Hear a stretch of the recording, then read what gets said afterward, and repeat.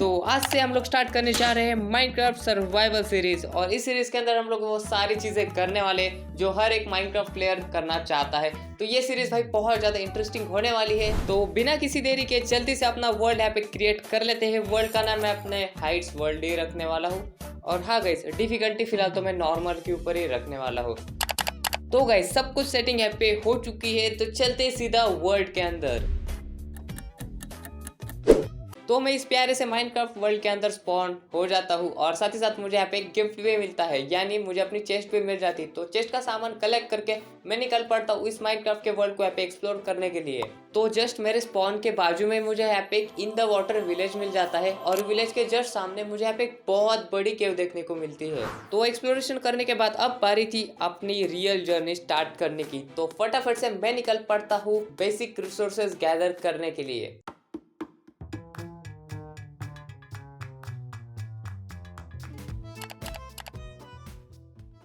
और हाँ, मैंने स्टोन का स्पीयर भी यहाँ पे क्राफ्ट किया था, लेकिन उसे कैसे यूज करते भाई वो तो मुझे पता ही नहीं था। अगर आपको पता है तो आप कमेंट डाउन करके बताना।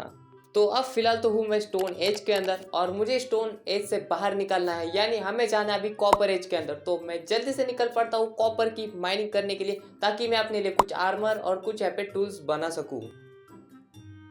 और माइनिंग करते टाइम मैं बहुत लोगों के हाथों से पीटा हुआ हो और उसकी वजह से भाई लिटरली मेरी हेल्थ आ चुकी थी 1 हार्ट के ऊपर। दिल में सिर्फ यही ख्याल था कोई आके मार ना दे, और जिसका डर था फाइनली वही हो गया।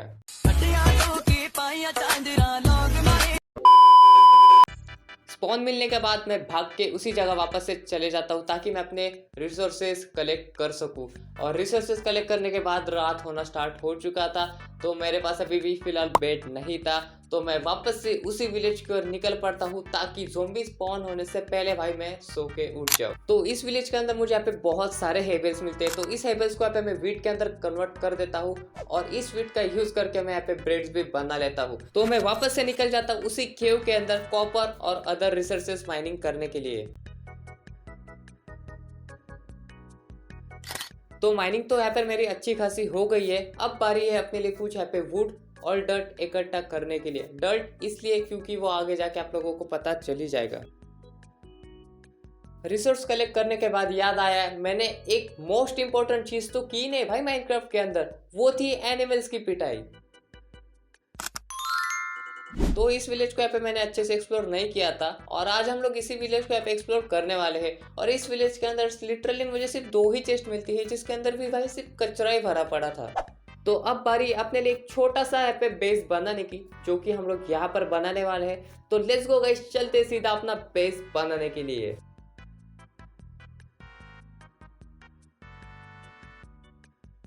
Two hours later.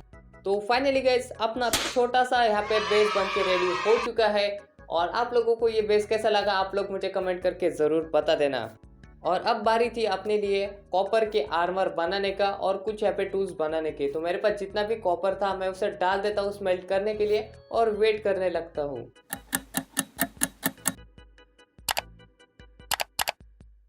तो अभी मैं आया हूँ स्नो बायोम के अंदर, जो कि अपने विलेज के जस्ट ऊपर के साइड पर है। और इस स्नो बायोम के अंदर लिटरली कुछ नहीं है भाई देखने के लिए, सिर्फ मुझे यहाँ पे एक ब्लैक स्मिथ का घर दिखा था और जिसके अंदर कुछ भी भाई इंटरेस्टिंग लूट मिली नहीं।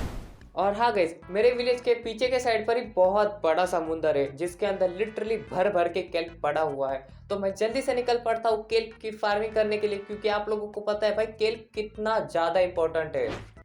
तो केल्प यहाँ पे मैंने अच्छा खासा कलेक्ट कर लिया है और वापस मैं आ चुका हूँ अपने बेस के ऊपर। तो गाइज ये था आज का एपिसोड नंबर 1। तो आप लोगों को ये वाला एपिसोड कैसा लगा कमेंट करके जरूर बता देना। नए हो भाई चैनल पर सब्सक्राइब करो, वीडियो को लाइक नहीं कर तो जाकर लाइक करो। तो मैं मिलता आपको अगली वाली ऐसी इंटरेस्टिंग वीडियोस के अंदर, तब तक के लिए टाटा बाय बाय।